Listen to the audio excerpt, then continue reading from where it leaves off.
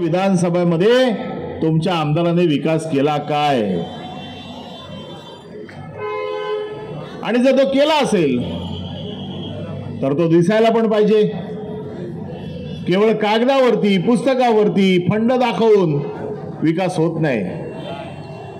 विकास होतो या विभागामध्ये राहणाऱ्या नागरिकांच्या मूलभूत गरजा, या विभागामध्ये असलेले लोकांचे प्रश्न. हा वर्सोवा विधानसभा गरीबापासून श्रीमंतापर्यंत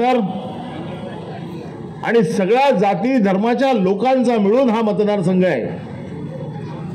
आणि म्हणून या मतदारसंघामध्ये जे प्रश्न आहेत ते गरिबांचे पण आहेत आणि श्रीमंतांचे पण आहेत.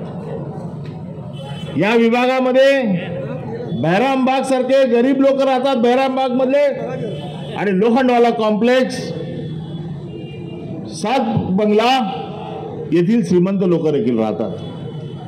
आणि प्रत्येकाला आपला प्रश्न आमदाराने सोडवावा. आपल्या प्रश्नाच्या बाबतीमध्ये आमदाराने प्रश्न विचारावेत, आमदाराने आपल्या सोबत असावं असं प्रत्येक नागरिकाला वाटत असतं. आणि म्हणून ह्या विभागामध्ये मतदारसंघामध्ये मला एक गोष्ट नक्की खात्री पटलेली आहे की या विभागामध्ये मतदारसंघामध्ये आमदार यावेळेला बदलला जाणार, म्हणजे 100% बदलला जाणार, हे कोणीही थांबवू शकत नाही. पण केवळ असं म्हणून चालत नाही. या मतदारांनी मताचा निश्चय जर केला असेल तर त्याच्यामध्ये लोकांनी जाऊन मतदान करणं गरजेचं आहे. लोकांनी आपल्या आजूबाजूच्या लोकांना सांगणं गरजेचं आहे. केवळ नाक्यावरती घरामध्ये चर्चा करून चालणार नाही. आमदार बदलायचा असेल तर प्रत्येकाला मतपेटीपर्यंत जाऊन आपलं मत हारून खानला म्हणजे मशालीला द्यावं लागेल. आणि ते देण्यासाठी प्रत्येकाने आपल्या मनाची तयारी, आणि माझ्या बरोबर मी अजून 5 ते 10 लोकांना घेऊन जाईन. माझ्या बरोबरच्या सगळ्या लोकांना मी सांगेन की जर या वर्सोवा विधानसभेमध्ये बदल करायचा असेल तर आपल्याला नक्कीच या मतदारसंघातला आमदार बदलायला पाहिजे. या मतदारसंघामध्ये जे प्रश्न आहेत ते सोडवायचे असतील तर आपल्या हक्काचा माणूस असायला पाहिजे. आता हारून खान यांनी तुम्हाला सांगितलं, या मतदारसंघातले प्रश्न सांगितले, आणि त्याने तुम्हाला वचन पण दिलं की मी तुमच्यासाठी काय करू इच्छितो.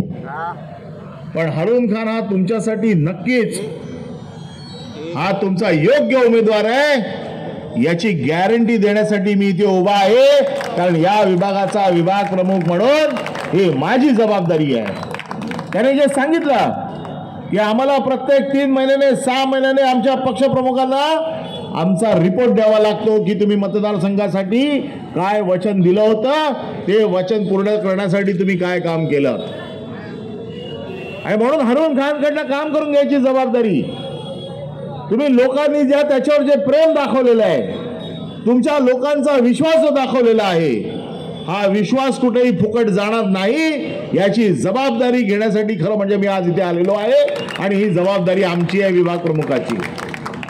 आज माझ्याबरोबर महाविकास आघाडीचे नेते पण व्यासपीठावर बसलेले आहेत. इथे बलदेवजी खोसा आहेत, इथे नरेंद्र वर्मा आहेत, इथे यादवजी आहेत, इथे चंगेज खानजी आहेत. सगळ्या लोकांनी हारून खानला आमची ताकद, आमच्या पाठीशी उभी करण्याचं काम केलेलं आहे.